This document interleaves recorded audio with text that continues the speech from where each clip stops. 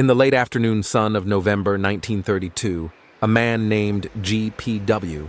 Meredith stood in the red dust of the Campion district, his eyes narrowed against the harsh glare of the Western Australian sky. He was a major in the Royal Australian Artillery, a man accustomed to the rigid discipline of the parade ground and the lethal precision of the heavy battery. Beside him, two of his gunners adjusted the cooling jackets of their Lewis automatic machine guns, weapons that had carved a bloody path through the mud of the... But here, in the vast, unforgiving expanse of the Australian wheat belt, the enemy was not a man in a different uniform. The enemy was a flightless bird, an ancient creature of the scrub with thick, shaggy feathers and a piercing, prehistoric gaze. As a mass of dark shapes shifted on the horizon, Meredith signaled his men to prepare. He believed this would be a brief, decisive skirmish, a simple matter of military efficiency against the chaos of nature. He could not have known that he was about to lead his men into a conflict that would become a mark of international ridicule. A surreal chapter in the history of warfare where the most advanced weaponry of the age would be humbled by the sheer endurance of 20,000 birds. To understand how the Australian military found itself at war with the emu, one must look back to the years following the Great War. Thousands of young men had returned from the trenches of Europe, scarred in body and spirit, looking for a way to rebuild their lives.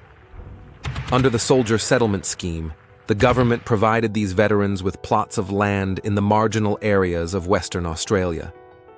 They were told that if they could clear the scrub and plant the wheat, they could build a future for themselves and their families. By 1932, these soldier settlers were already pushed to the breaking point. The Great Depression had arrived like a cold front, causing wheat prices to plummet and government subsidies to vanish. The land was dry, the heat was oppressive, and then a new threat emerged from the interior. Following a particularly dry breeding season, the emus, more than 20,000 of them, began their annual migration. They were not merely passing through. They found in the cultivated wheat fields of Campion and Walgoolan a paradise of food and water. They breached the rabbit-proof fence with ease, tearing holes in the wire that allowed other pests to flood into the farmers' livelihoods. For the veterans, men who had survived the horrors of the Western Front, only to see their new lives devoured by birds, in October 1932, a delegation of these struggling farmers met with Sir George Pearce. They did not ask for more subsidies or social programs, they asked for machine guns. They knew the emu's speed and its thick skin, and they believed only the military possessed the firepower to stop the invasion. Pearce, perhaps seeing a chance for a public relations victory to show the government was taking decisive action to support its veterans, agreed. He authorized the deployment of the 7th Heavy Battery of the Royal Australian Artillery. He provided the guns, the ammunition, and the command of Major Meredith. It was a decision so unusual that Pearce would eventually be mockingly referred to in the halls of Parliament as the Minister of the Emu War. The stage was set for a campaign that would test the limits of military logic. The first phase of the operation began on November 2nd, 1932. Major Meredith arrived in Campion with his 2 gunners and 10,000 rounds of ammunition. The atmosphere was one of grim determination, mixed perhaps with a touch of the absurd. The soldiers were confident. After all, what could a bird do against a weapon capable of... But the emus proved to be elusive adversaries. The first organized encounter occurred near a local dam on November 4th. An ambush was carefully laid. Over 1,000 emus were spotted approaching the water. Meredith waited until they were at point-blank range, the tension thick in the heat-shimmering air. He gave the order to fire. The Lewis guns barked, a mechanical staccato, but after only a dozen birds had fallen, the guns jammed. The remaining emus, showing a tactical sense that stunned the veterans, split into small groups and ran in every direction. By the time the guns were cleared, the birds had vanished into the scrub. Meredith's reports from these early days reveal a growing, begrudging respect for his feathered foes. He noted that the emus appeared to have a command structure, with tall, dark-plumaged birds standing as lookouts while the others fed, alerting the flock to the slightest movement of the soldiers. He famously remarked to the press that if the military had a division with the bullet-carrying capacity of these birds, it could face any army in the world. They were, in his words, as invulnerable as tanks.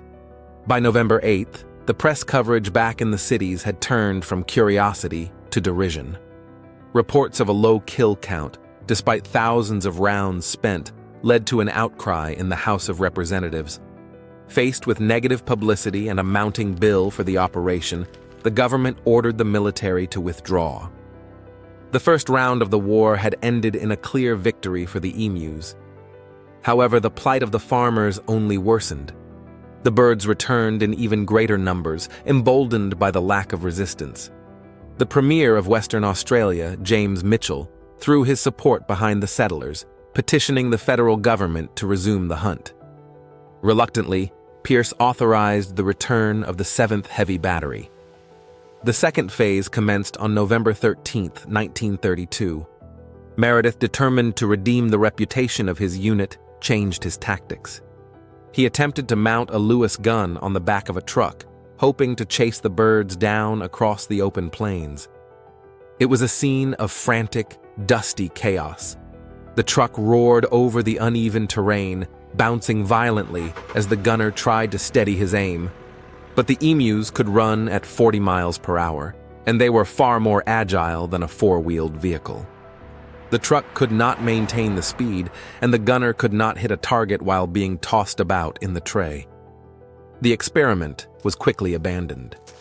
Despite these setbacks, the soldiers continued their grim work through late November and into December. They patrolled the fields, setting up smaller, more frequent ambushes. The kill count began to climb, but the cost was staggering. Each bird required an average of 10 bullets to bring down. The emus would often take several hits and continue to run for miles before finally collapsing. It was a war of attrition, where the enemy had no supply lines to cut and no central command to surrender. By December 10, 1932, the government had seen enough. Major Meredith was recalled for the final time. In his closing report, he claimed exactly 986 kills using 9,860 rounds of ammunition. He added that an additional 2,500 birds were estimated to have died later from their injuries. But even if these numbers were accurate, they represented only a fraction of the 20,000-strong population that continued to occupy the wheat belt. The military withdrew, leaving the farmers exactly where they had started. The Great Emu War had cost the government money, prestige, and the respect of the international community. In Great Britain, conservationists protested the extermination of the rare emu, unaware that the birds were considered a pest by those whose lives depended on the land. The event became a punchline in newspapers around the globe, cited as one of the few instances where a modern military was effectively defeated by a non-human force through sheer endurance and tactical dispersion. The aftermath of the war saw the government revert to a more traditional and ultimately more effective bounty system. Between 1945 and 1960 alone, over 284,000 emus were killed by the machine guns were replaced by the patient, solitary work of the settlers they were originally meant to protect.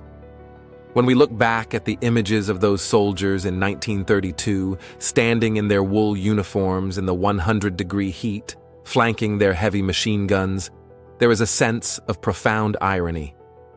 These were men of the industrial age, representatives of a world that believed all problems could be solved through technology and force.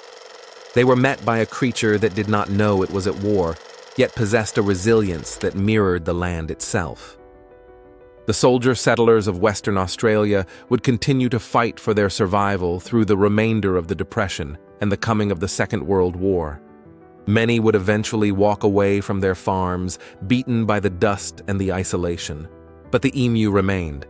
Their population recovered, their numbers stayed stable, and they continued to roam the interior of the The Great Emu War serves as a quiet reminder of the folly of hubris.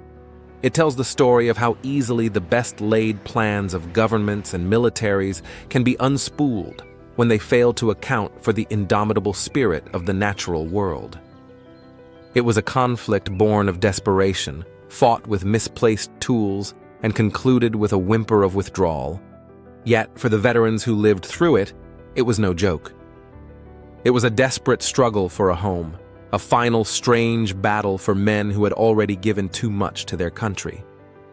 They looked out over their ruined crops and saw not just birds, but the weight of a world that seemed determined to take everything they had left. Today, the fields of Campion are quieter. The machine guns are in museums, and the names of Major Meredith and Sir George Pierce are footnotes. But if you stand in the Western Australian wheat belt, as on the horizon, a line of dark figures moves through the golden stalks. They move with a strange, prehistoric grace, undisturbed by the memories of the men who once tried to stop them. They are a testament to